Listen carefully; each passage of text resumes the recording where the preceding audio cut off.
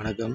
12/2/2026 வியாழக்கிழமை இன்றைய ராசி பலன்களை பார்ப்போம். இன்றைய தேதி இன்று பிற்பகல் 1:20 வரை தசமி, அதன் பின்பு ஏகாதசி. இன்றைய நட்சத்திரங்கள் இன்று பிற்பகல் 2:40 வரை கேட்டை, அதன் பின்பு மூலம். இன்றைய சந்திராஷ்டம நட்சத்திரங்கள் இன்று பிற்பகல் 2:40 வரை பரணி, அதன் பின்பு கிருத்திகை. கவனமாக இருக்க வேண்டிய ராசிகள் ரிஷபராசி என்பர்கள். மேசராசி என்பர்களே, இன்று 2 நாட்களாக இருந்த தடை தாமதங்கள் நீங்கி இன்று புத்துணர்ச்சியுடன் செயல்படுவீர்கள். எடுக்கும் அனைத்து காரியங்களிலும் காரிய வெற்றி பெறுவீர்கள். ரிஷபராசி என்பர்களே, இன்று சந்திராஷ்டமம் தொடங்க இருப்பதால் இக்காரியத்தில் மிகுந்த விழிப்புணர்ச்சியுடன் செயல்பட வேண்டிய நாள். பிறருடன் வாக்குவாதங்கள் தவிர்ப்பது நல்லது.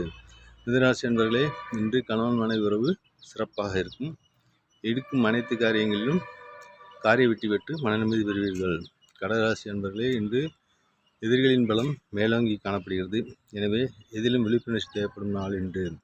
சிம்மராசி என்பர்களே, இன்று பூர்வ புண்ணியஸ்தானம் வலுப்பெற்று காணப்படுகிறது. எனவே எடுக்கும் அனைத்து காரியங்களிலும் காரிய வெற்றி பெறுவீர்கள்.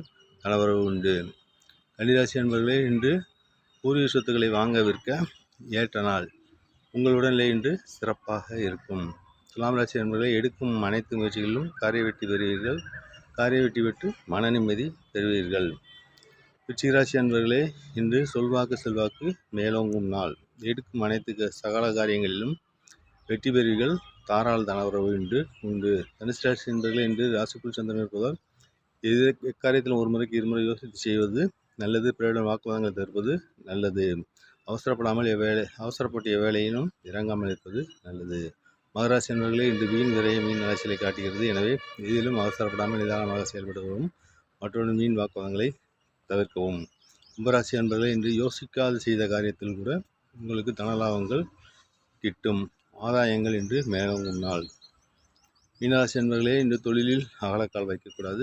யாரிடம் மீன் வாக்குவாதங்கள் தவிர்ப்பது நல்லது. அதுக்கு வீட்டு பண்புகளே, நம்முடைய சேனலில் பல பண்ணுங்கள், சப்ஸ்கிரைப் பண்ணுங்கள். அப்போ தான் இந்த வீடியோ உங்களுக்கு உடனுக்குடன் கிடைக்கும். நன்றி, வணக்கம். மற்ற பதிவில் சந்திப்போம்.